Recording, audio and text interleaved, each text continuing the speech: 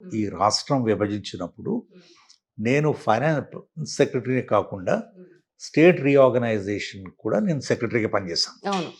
కాబట్టి నేను స్టేట్ విభజించడంలో అంటే విభజించిన చట్టం వాళ్ళు చేసింది, ఆ చట్టాన్ని అమలు చేయడం ఎలా అనే దాని మీద దాంట్లో డివిజన్ ఆఫ్ ఎంప్లాయీస్ కూడా ఒక భాగం. ఎందుకంటే అసెట్స్, లయబిలిటీస్, ఫైనాన్సెస్ అన్నీ కూడా డివైడ్ చేయాలి. కార్పొరేషన్స్, తర్వాత కామన్ ఇన్స్టిట్యూషన్స్. ఎంప్లాయీస్ 12.5 లక్షల మంది ఉండేవాళ్ళు యునైటెడ్ స్టేట్లో.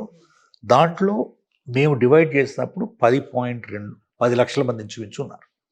ఈ 10 లక్షల మంది స్టేట్ గవర్నమెంట్ ఎంప్లాయీస్. దాంట్లో కూడా స్టేట్ లెవెలు, తర్వాత జోనల్ లెవెలు, డిస్ట్రిక్ట్ క్యాడర్, ఈ విధంగా డివైడ్ అయి ఉన్నాయి.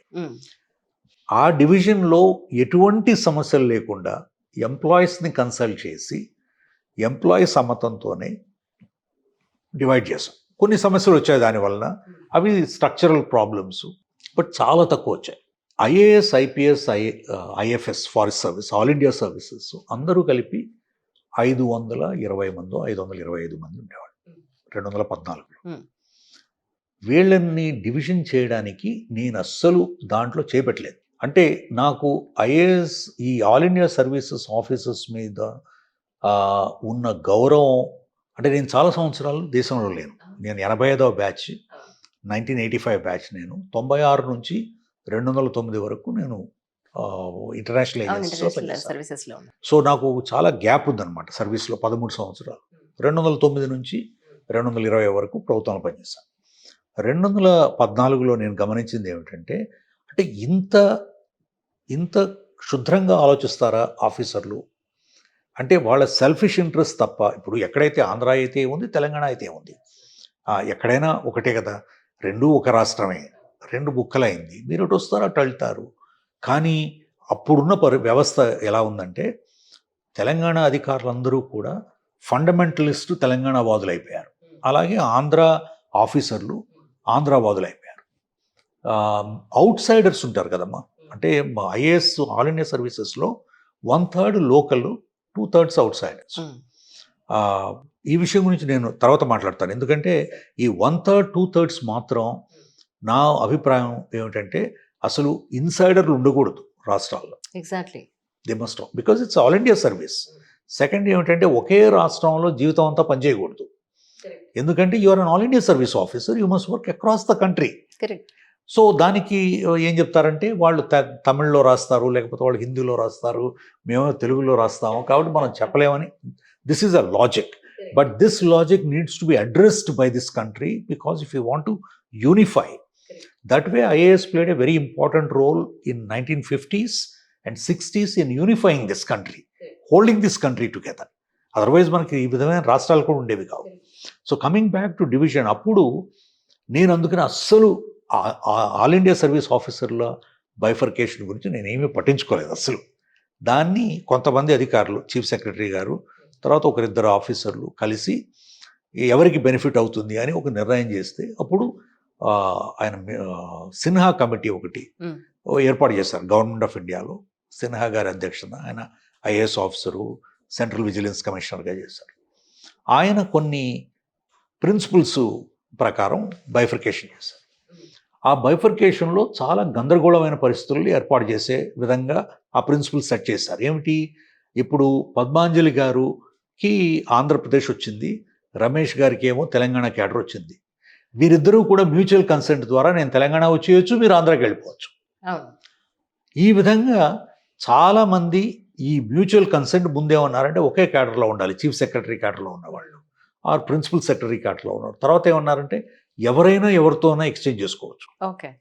సో ఈ విధంగా ఒక గందరగోళమైనటువంటి సిస్టమ్ తయారు చేశారు.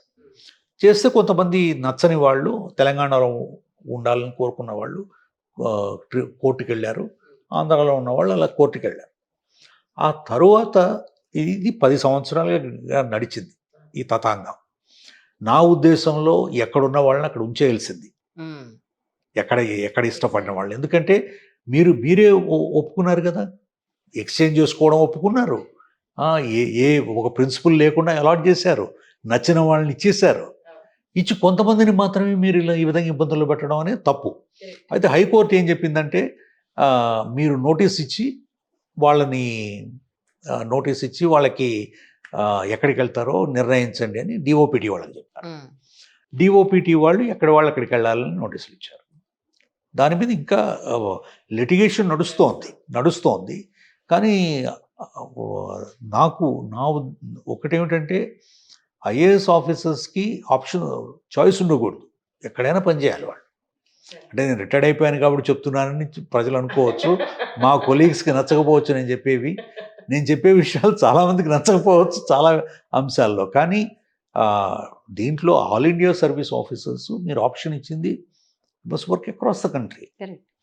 అండ్ అట్లీస్ట్ ఫస్ట్ 10 years ఒక స్టేట్కి అలాట్ చేస్తా కూడా ఆఫ్టర్ 10 years పాలసీ లెవెల్లోకి వచ్చిన తర్వాత కంపల్సరీగా సెంట్రల్ గవర్నమెంట్లో పనిచేయాలి, కంపల్సరీగా అదర్ స్టేట్స్లో పనిచేయాలి. చేస్తేనే మీరు కూడా నేషనల్ పర్స్పెక్టివ్ వస్తుంది. లేకపోతే ఏమిటంటే అండి, నేను జీవితం అంతా 35 ఏళ్ళు 40 సంవత్సరాలు ఒకే రాష్ట్రంలో పనిచేశాను అనుకోండి, ఆ రాష్ట్రంలో నేను కూరుకుపోతాను. కరెక్ట్. తర్వాత అక్కడున్న రాజకీయ నాయకులతో నాకు చాలా దగ్గర స్నేహం ఉండడంలో తప్పు లేదు, బంధుత్వం, తర్వాత రకరకాలటువంటి అసోసియేషన్స్ తయారై వెస్టర్న్ ఇంట్రెస్ట్ డెవలప్. అంతర్రాష్ట్రాల్లోనే రాష్ట్రాలకి మధ్య మనం భాషాపరంగా సపరేట్ అయిపోయాం.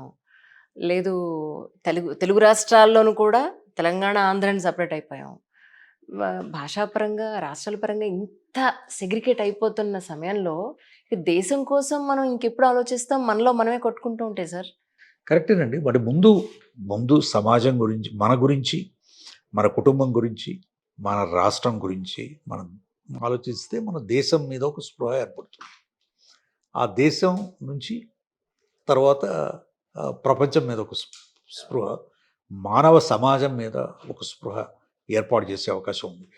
మనకేమిటంటే 80% మంది స్టాటిస్టిక్స్ ప్రకారం 80% మంది ఏ జిల్లాలో పుట్టారో ఆ జిల్లాలోనే పెరిగి పనిచేసి చనిపోతారని. అంటే మొబిలిటీ లేకపోతే మనం ఇప్పుడు ఇతర వ్యక్తి ఏ విధంగా బ్రతుకుతాడు, అతని జీవిత విధానం ఏమిటి, అతని మంచి చెడు ఏమిటి అనేది తెలుసుకోకపోతే ఎప్పుడూ కూడా అతను వేరే వ్యక్తి కిందే ఉంటాడు. మనం నిజం చెప్పాలంటే నాకు అనిపించేది, మనకి we all live in silos, we all live in ghettos, we don't know how the others live, people who are different from us, class కావచ్చు, రిలీజన్ కావచ్చు, క్యాస్ట్ కావచ్చు, లాంగ్వేజ్ కావచ్చు, we don't know how the other people live. అందువల్లనే మనకి ఈ యొక్క మానవత్వపు consciousness, ఈ హ్యుమానిటేరియన్ వాల్యూస్ అనేవి ఎక్కువగా అలవాటు కావడం లేదు. లేకపోతే we must all consider as equals. Where is the difference?